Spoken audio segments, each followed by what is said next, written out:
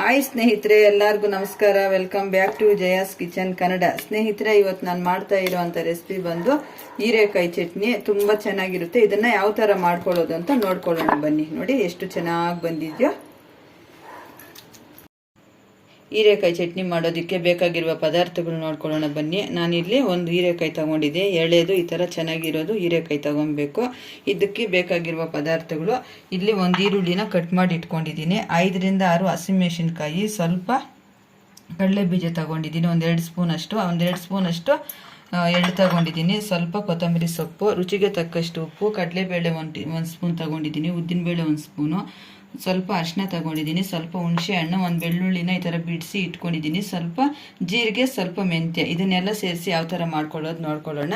ಇವಾಗ ಕಟ್ ಮಾಡ್ಕೊಂಬಿಡೋಣ ನಾವು ಇದನ್ನು ಹೀರೆಕಾಯಿನ. ನೋಡಿ, ಬಲ್ತಿರಬಾರ್ದು, ಈ ಥರ ಎಳೆಯದಾಗಿರಬೇಕು. ಇವಾಗ ಕಟ್ ಮಾಡ್ಕೊಳ್ಳೋಣ. ನೋಡಿ, ಈ ಥರ ಜಾಸ್ತಿ ಬೇಡ, ಪ್ರೆಸ್ ಮಾಡೋದು ಬೇಡ. ಈ ಥರ ನೀಟಾಗಿ ಈ ಥರ ಗೆರೆ ಮೇಲೆ ಕಟ್ ಮಾಡಿಕೊಂಡ್ರೆ ಸಾಕು. ನಾವು ನೋಡಿ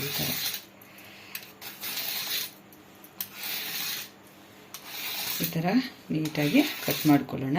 ನಾನು ತೊಳೆದು ತಗೊಂಡಿರೋದು ಹೀರೆಕಾಯಿನ. ನೋಡಿ ಈ ಥರ ಇವಾಗ ಕಟ್ ಮಾಡ್ಕೊಳ್ಳೋಣ. ಹೀರೆಕಾಯಿನ ಈ ಥರ ಸಣ್ಣ ಸಣ್ಣದಾಗಿ ಕಟ್ ಮಾಡ್ಕೊಳ್ಳೋಣ.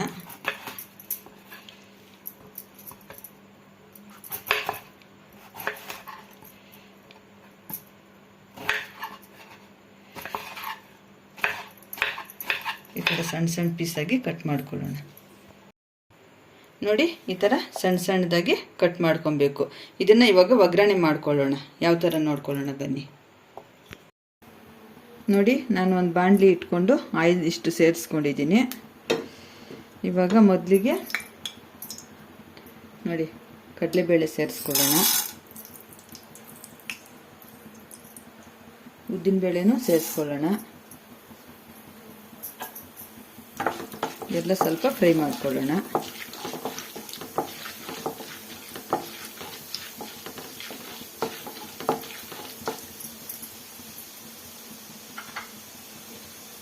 ಇವಾಗ ಹೀರೆಕಾಯಿ ಸೇರಿಸ್ಕೊಳ್ಳೋಣ.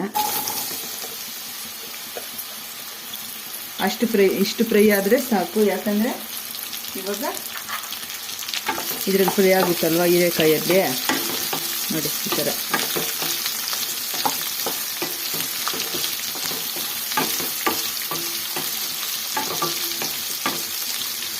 ಸ್ವಲ್ಪ ಫ್ರೈ ಆಗಿದೆ. ಈ ಥರ ಒಂಚೂರು ಫ್ರೈ ಆದಮೇಲೆ ಇವಾಗ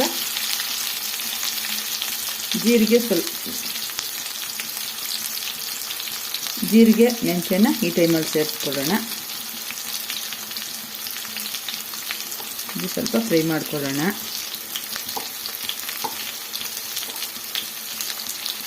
ಸ್ವಲ್ಪ ಕೆಂಪಿಗೆ ನಾವು ಫ್ರೈ ಮಾಡ್ಕೊಬೇಕು, ಇಲ್ಲಾಂದರೆ ಕಹಿ ಬಂದ್ಬಿಡುತ್ತೆ ಮೆಂತ್ಯ. ನೋಡಿ, ಇಷ್ಟು ಫ್ರೈ ಆದರೆ ಸಾಕು. ಇವಾಗ ಎಲ್ಲ ಮಿಕ್ಸ್ ಮಾಡಿಕೊಂಡು ಫ್ರೈ ಮಾಡ್ಕೊಳ್ಳೋಣ. ಈಗ ಬೆಳ್ಳುಳ್ಳಿನೂ ಸೇರಿಸ್ಕೊಳ್ಳೋಣ,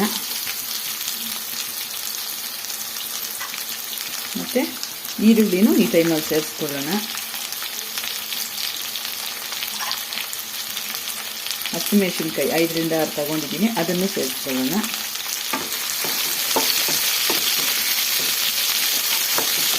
ಹೀರೆಕಾಯಿ ಚಟ್ನಿ ತುಂಬ ಚೆನ್ನಾಗಿರುತ್ತೆ. ಅನ್ನ, ಮುದ್ದೆ, ಚಪಾತಿ, ರೊಟ್ಟಿಗೆಲ್ಲ ತುಂಬ ಚೆನ್ನಾಗಿರುತ್ತೆ. ನೀವು ಒಂದ್ಸತಿ ನಿಮ್ಮ ಮನೆಯಲ್ಲಿ ಟ್ರೈ ಮಾಡಿ, ಯಾವ ಥರ ಬಂತು ಅಂತ ಕಮೆಂಟ್ ಮಾಡಿ. ಸ್ವಲ್ಪ ಫ್ರೈ ಆಗಲಿ. ನೀರು ಹಾಕ್ದಿರ ನಾವು ಎಣ್ಣೆಯಲ್ಲೇ ನಾವು ಚೆನ್ನಾಗಿ ಫ್ರೈ ಮಾಡ್ಕೊಬೇಕು. ಇದಕ್ಕೆ ಈ ಚಟ್ನಿಗೆ ನಾವು ನೀರು ಸೇರಿಸ್ಬಾರ್ದು, ಬರೀ ಎಣ್ಣೆಯಲ್ಲೇ ಮಾಡ್ಕೊಬೋದು. ಈ ಥರ ಮಾಡ್ಕೊಳ್ಳೋದ್ರಿಂದ 1 ತಿಂಗಳು ಇಟ್ಕೊಂಡು ನಾವು ತಿನ್ಬೋದು ಚಟ್ನಿನ.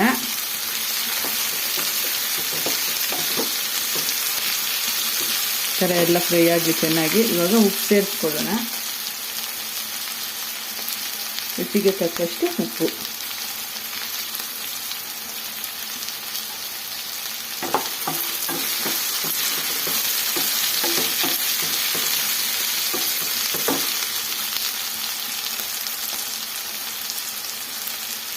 ಲಿಡ್ ಕ್ಲೋಸ್ ಮಾಡಿ ಒಂದು 5 ನಿಮಿಷ ಬಿಡೋಣ ಮೀಡಿಯಂ ಫ್ಲೇಮಲ್ಲಿ. ಈಗ 5 ನಿಮಿಷ ಆಯಿತು, ಯಾವ ಥರ ಆಗಿದೆ ನೋಡ್ಕೊಳ್ಳೋಣ.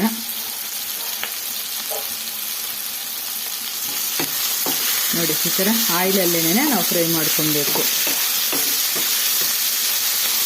ಇನ್ನೂ ಸ್ವಲ್ಪ ಬೇಯಬೇಕು. ಇವಾಗ ಹುಣಸೆ ಹಣ್ಣು ಸೇರಿಸ್ಕೊಳ್ಳೋಣ. ನೋಡಿ ಅರಿಶಿನ ಸೇರಿಸ್ಕೊಳ್ಳೋಣ.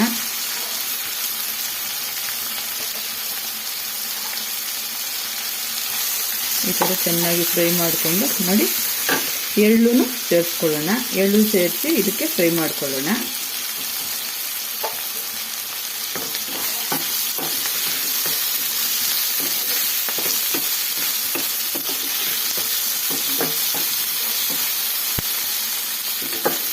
ಥರ ಎಲ್ಲ ಫ್ರೈ ಆಗಿದೆ. 1-2 ನಿಮಿಷ ಲಿಡ್ ಕ್ಲೋಸ್ ಮಾಡಿ ಬಿಡೋಣ. ನೋಡಿ ಇವಾಗ 1-3 ನಿಮಿಷ ಬಿಟ್ಟಿದ್ವಲ್ಲ, ಯಾವ ಥರ ಆಗಿದೆಯೋ ನೋಡ್ಕೊಳ್ಳೋಣ.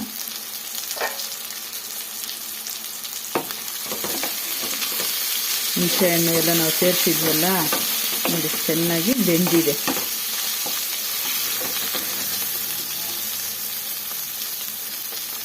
ಬೆಂದಿದೆ. ಇವಾಗ ಸ್ವಲ್ಪ ಆರಿಸ್ಬಿಟ್ಟು ನಾವು ಗ್ರೈಂಡ್ ಮಾಡ್ಕೊಳ್ಳೋಣ. ನೋಡಿ ಒಂದು ಜಾರ್ಗೆ ಈ ಥರ ಸೇರಿಸ್ಕೊಂಡು ನುಣ್ಣಗೆ ರುಬ್ಕೊಳ್ಳೋಣ. ಸ್ವಲ್ಪ ತಣ್ಣಗಾಗಿದೆ. ಇವಾಗ ಮಿಕ್ಸಿಗೆ ಹಾಕ್ಕೊಳ್ಳೋಣ.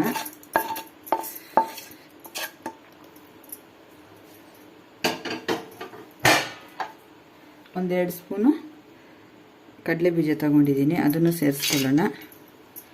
ಸ್ವಲ್ಪ ಕೊತ್ತಂಬರಿ ಸೊಪ್ಪು, ನೀರು ಸೇರಿಸ್ಕೊಂಡಿರ ಇದನ್ನು ರುಬ್ಕೊಳ್ಳೋಣ.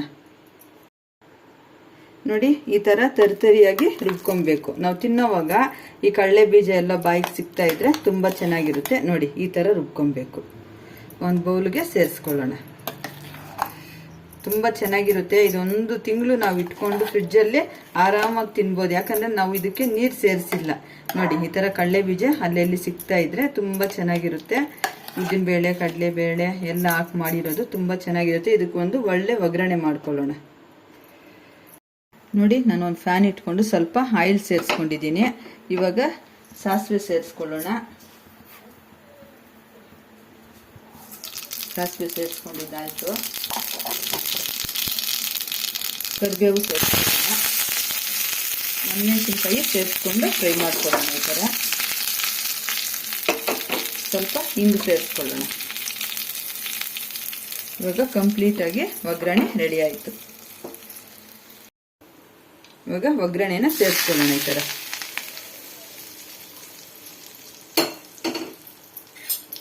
ರುಚಿಯಾದ ಹೀರೆಕಾಯಿ ಚಟ್ನಿ ರೆಡಿ ಆಯಿತು. ಇಷ್ಟೇ ಸ್ನೇಹಿತರೆ, ಸೂಪರಾಗಿ ರೆಡಿಯಾಗಿದೆ. ನಿಮ್ಮ ಮನೆಯಲ್ಲೂ ನೀವು ಒಂದ್ಸತಿ ಟ್ರೈ ಮಾಡಿ ಯಾವ ಥರ ಬಂತು ಅಂತ ಕಮೆಂಟ್ ಮಾಡಿ. ಬಿಸಿ ಬಿಸಿ ಹೀರೆಕಾಯಿ ಚಟ್ನಿ ಆಗಿದೆ. ಈ ವಿಡಿಯೋ ಇಷ್ಟವಾದಲ್ಲಿ ಲೈಕ್ ಮಾಡಿ, ಶೇರ್ ಮಾಡಿ, ಕಮೆಂಟ್ ಮಾಡಿ. ಹಾಗೆ ನಮ್ಮ ಚಾನಲ್ನ ಸಬ್ಸ್ಕ್ರೈಬ್ ಮಾಡಿಕೊಂಡು ಸ್ಕಿಪ್ ಮಾಡ್ದಿರೋ ಕೊನೆ ತನಕ ವಿಡಿಯೋ ನೋಡಿ ಸ್ನೇಹಿತರೆ. ತುಂಬ ಧನ್ಯವಾದಗಳು.